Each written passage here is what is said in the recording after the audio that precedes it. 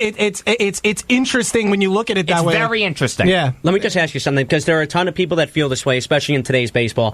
What do you say to the people now that say the wins and losses stat is irrelevant now? And to answer your question, Nick, I think DeGrom will get votes, but it's going to Max Scherzer. And on top of that, if DeGrom gets votes, it's going to be a much higher trade commodity for a bunch of teams. It's not irrelevant, but it doesn't matter as much as it used to. 20 years ago, wins, losses, and ERA was the only thing that people looked at. Mm-hmm. Now you have all these crazy stats: WHIP, FIP, catcher's ERA, WOBA, RA24, whatever stupid stat you can find on Fangraphs. Wins and losses are not irrelevant, but they are not the be-all, end-all. When it comes to the Cy Young Award, I am a traditionalist.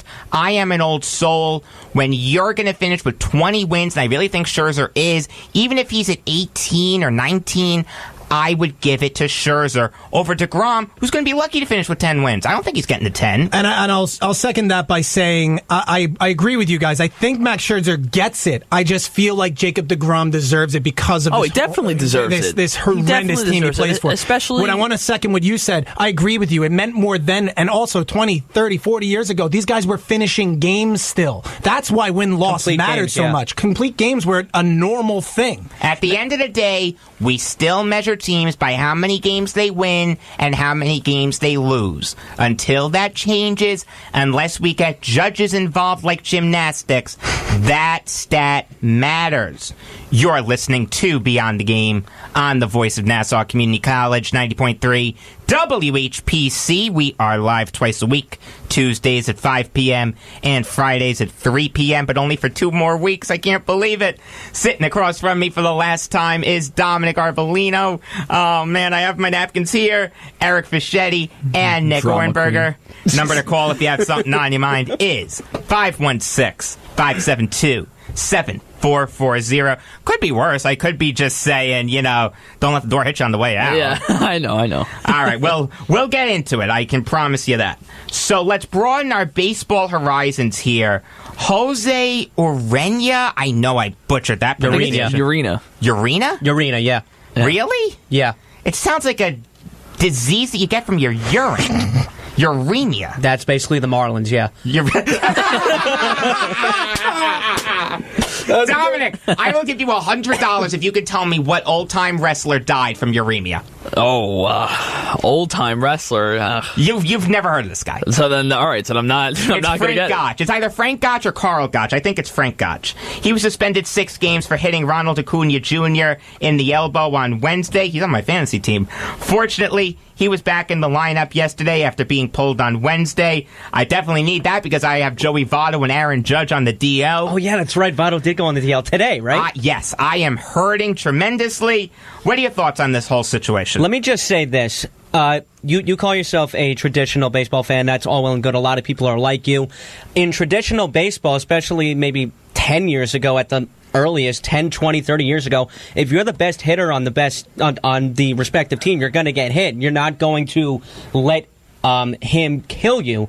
But the thing that bothers me is the Marlins have nothing to play for. The Braves do. The Braves have a lot to lose. I did not like and especially it was the first pitch of the game, too, and it was his hardest pitch this season at like 97 or 98 miles per hour. 97 and a half. So he was looking for blood. So yes. I don't like that part, but in terms of Acuna getting hit, he kind of, I saw the video, it's very strange.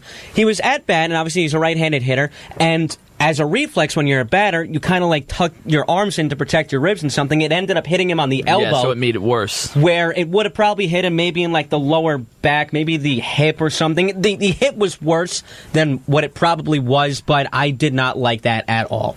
Here's what I'm going to say. I have no problem with hitting someone intentionally. That's part of the game, and there's nothing that you're going to do to change that. What I care about is the location. Location. I feel like a realtor. You never hit someone in the elbow if you're going to hit someone intentionally. That can end their season. That can really hurt their career. You never hit someone in the elbow. There are only 2 places where you hit someone, the back or the rear end. That's it. If what's his name again? Urena. Urena. Okay. Yeah. Jose Urena. Urena. That is really tough. If Urena had done that, I wouldn't have had a problem with it at all. But the fact that it was the elbow, I thought he should have been suspended for 10 games. Did you see what Keith Hernandez said? To be honest with you, I saw he said something. I actually didn't hear. He said that he had a right to hit him because he's like the best player in baseball right now. But no one mentioned the location thing, though. Yeah. That's what bothered me. If you're going to hit someone intentionally, that's fine. I have no problem with that. That's the code. There was a great book written by Jason Turbo on it that I have read. It is a fantastic book. It lays out all these unwritten rules, so I guess now you can't call them unwritten. You don't hit someone in the elbow if you're going to hit someone intentionally. The back or the butt. The two Bs. It's that simple. Well, the one thing that jumps out at me is number one, these guys are not surgeons. They miss sometimes, but it wasn't even in the ballpark of low. So that's something that you can tell right off the bat. It was high, and what that means is he was aiming high. If he was aiming low, I believe there was intent to injure. That's hard to prove. The other thing that I'm starting to fall off the bandwagon as far as the old guard in this in this is that these guys, all of them, every one of these guys is throwing 100, 98, 99 miles an hour. I think there should be a new unwritten rule. Throw a changeup. If you throw that hard, throw a changeup, please. You're going to hurt somebody. It's ridiculous. I don't mind you throwing 97 and hitting someone. What I mind is the location. That's all that's I mind. It's like fighting in hockey. Because it's part of baseball. Yeah, it sounds wrong, like out of context, but it's the part of baseball. It's how it works. There was a story a few years ago. Someone got upset because you know how some fans lay out the K sign and yeah, especially in Seattle. Yeah, exactly. Yeah. And it's spelled KKK, and someone got upset over that. Of course, that was really funny. Snowflakes nowadays. Yeah, exactly. Well, do you guys know the origin of it? Who was the first person to ever use K as a strikeout? I couldn't tell you. No idea. Henry Chadwick. So by disrespecting that, you're disrespecting one of the best writers of all time. We got a history lesson going here. I love it. On that note, let's take a quick break. See, I told you guys I'm an old soul. Don't go anywhere, because we'll be talking football next, just for Dominic, his favorite sport, on his last Beyond the Game. But first, I got to tell you about a great show that we have on this station. It's Law You Should Know. It's on Wednesdays at 3 p.m. Learn valuable information about the law from attorney Kenneth Landau and his expert guests concerning all areas of the law, including criminal, wills, and real estate. Find out about your right to sue and what to do if you are sued. We'll be talking football next on Beyond the Game on the voice of Nassau Community College, 90.3 WHPC. Hi, everyone. I'm Kristen Bell, and I invited you here to my hotel room to talk about your cheeks. Your big, beautiful cheeks. Get your mind out of the gutter. I'm talking about swabbing them. Did you guys know that each year 20,000 Americans with blood cancer are searching for their life-saving marrow match? Can you even believe that? I mean, people need marrow, you guys, and we have it. So here's how we can help. It's really, really simple. All you have to do is swab your cheek. Then go to Gift of Life Marrow Registry. It's so easy, anyone can do it. And in case you're wondering, if you're a match, donating, it's a lot easier than you think. So wherever you are, go ahead and swab that cheek. Go to giftoflife.org and get a free kit sent to your home, or find a donor drive in your area so that you can swab a cheek and save a life. It's only a minute of your time, but it can give someone else the rest of their life. Alexa, can you please do my food shopping today? Food shopping today added to your shopping list. Alexa, can you do my math homework for me? I'm not sure. Alexa, play WHPC. Play WHPC. You can now listen to the voice of Nassau Community College on your Amazon Echo. Simply say, Alexa, play WHPC. I am already playing WHPC. Sorry. So go ahead and buy a silicone steamer in the shape of a faceless melting pig. Buy a silicone steamer in the shape of a faceless melting pig. Yeah, that exists. And while you shop, play WHPC. Or buy a headband with a mullet hair attached to it. I refuse to buy a headband with mullet hair attached to it. Yeah, that exists too. Not sure why. But when you buy it, you can play WHPC. So play WHPC on your Amazon device today. And thanks for listening to 90.3 WHPC.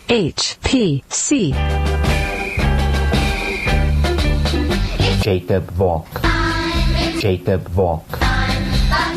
Jacob Volk. I'm okay to let this play. It's my favorite. Jacob Volk. And Dominic. Oh, I would only do that on your last show. Yeah.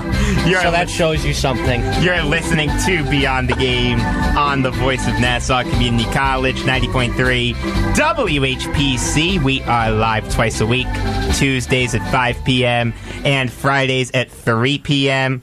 I am Jacob Volk. You can follow me on Twitter at RealJacobVolk. Sitting across from me, Dominick Arbolino, who you can follow on Twitter at Darbs5258. Eric Fischetti, who you can follow on Twitter at Sergeant Fish. And Nick Ornberger, who you can follow on Twitter at Nick Ornberger.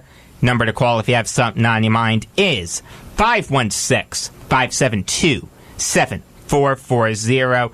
But let's get to football.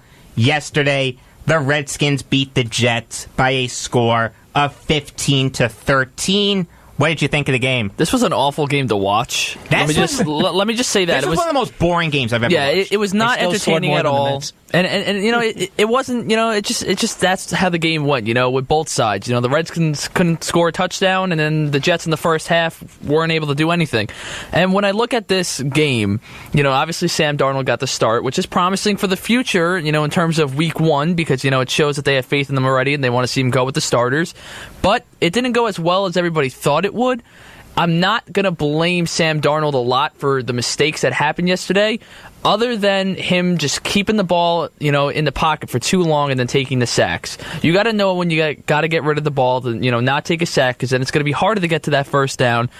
And everyone's looking like, oh, why did he throw that ball when it got picked off? Because it was 4th and 1. They had nothing to do. And that was also a good play by the linebacker, too. Good play by the linebacker. And you know, Todd Bowles even admitted it, you know, after in the media. They chose the wrong play to call. And what is Darnold going to do? He's not going to throw it away. You might as well try and throw it to somebody. It's 4th and 1. If it's not completed, then it's going to be the same thing as if you throw it away or take a sack. Yeah, that didn't bother me. What bothered me the most, I would give this start for Darnold a 6.75. The one thing that really bothered me is, and I don't know if this is a subject of the offense itself under Bates, which I'm really starting not to like, or Darnold himself, is all the checkdowns.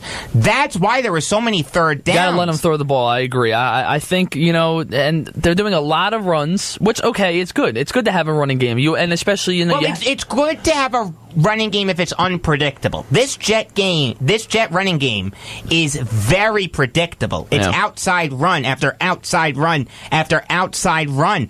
Bilal Powell had an inside run. He went for like 9 yards. I mean, there's no variety to this offense. But I will say, though, you know, a 9-yard pickup, that's a good run. You know, yes, you keep doing that. No, I'm not knocking the run. It's just that it's predictable. Yes, and when you throw a little unpredictability in there, good things can happen. But if I'm a defense, I know two things when I'm facing the Jets. One, I'm going to face a lot of checkdowns. And two, I'm going to face a lot of outside runs. If I'm a defensive coordinator, I'm doing backflips. Yep. That's the easiest offense in the world to prepare for. And then also, you know, I think one thing you realize, you know, if you're looking at the Jets, is that their two biggest needs is offensive line and a pass rush. It comes down to that. Offensive line is very crucial. Eventually, you know, you have Kelvin Beachum, who has been hurt throughout camp, and he hasn't played yet. Ben Ijalana just went on the IR, who obviously is not the best tackle, but he's at least, you know... good backup. He's a good backup. And, you know, the offensive line is the shakiest thing, I think, with the Jets now. I don't even think it's the pass rush. I think offensive line is now a bigger need than pass rush. The one thing I'll say is Darnold went 8 for 11. I know the passing yards were garbage. He didn't even throw for 8 yards of completion. The one thing I'll say is it was good to see Darnold do this in front of a horrible offensive line. That was really good to see. There are very few quarterbacks that can do that. Yeah. Really only Peyton Manning and Tom Brady can do that. Darnold was doing it too. Teddy Bridgewater did it, though. Yeah, Bridgewater did really well, although that was against a bad Redskin defense. That's true, too. I gotta say, Did the Jets have a quarterback controversy here? I want to ask your opinion here. This is how I think about it. I'm still sticking with my gut of how I've been saying that. I think, Teddy is just building up his straight block right now. I understand that, everyone's been thinking about, Teddy Bridgewater, he's actually been playing well, so do they consider starting Teddy over McCown? Here's the thing, though. You can't trade Josh McCown.